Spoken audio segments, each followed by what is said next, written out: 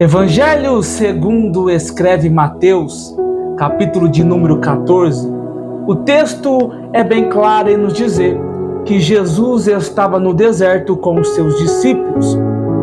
E Jesus estando no deserto com os seus discípulos, uma multidão se aproxima de Jesus. O texto diz que Jesus tem compaixão dessa multidão.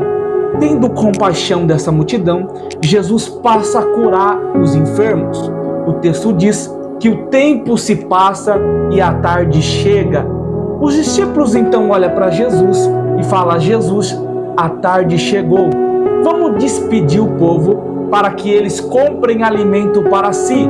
Jesus olha para os discípulos e diz: não é necessário que a gente despede a multidão.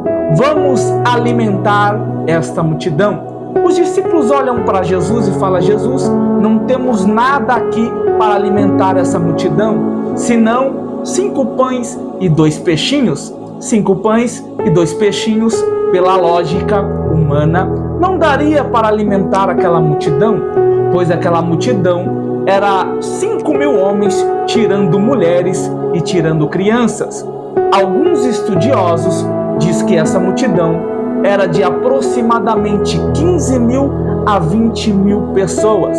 Mas Jesus pega então aqueles 5 pães e 2 peixinhos em sua mão, dá graça ao Pai e distribui para os seus discípulos. Os discípulos então começam a servir aquela multidão e o texto diz que todos se alimentaram e estavam satisfeitos.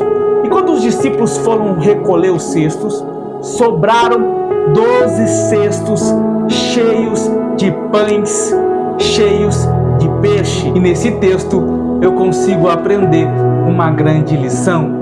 Pela lógica, não daria para 5 pães e 2 peixes alimentar aquela multidão, mas colocaram na mão de Jesus, porque aquilo que era impossível na mão dos discípulos passou a ser possível na mão de Jesus.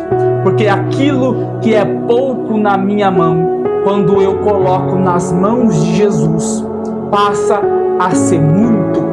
Aquilo que não tem valor na minha mão, nas mãos de Jesus, passa a ter valor.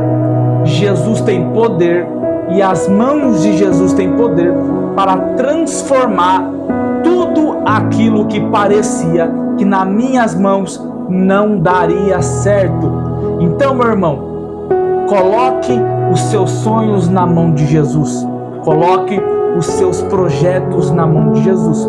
Porque na sua mão até parece que não pode dar certo, mas eu tenho certeza que nas mãos de Jesus pode realizar tudo o que você colocar.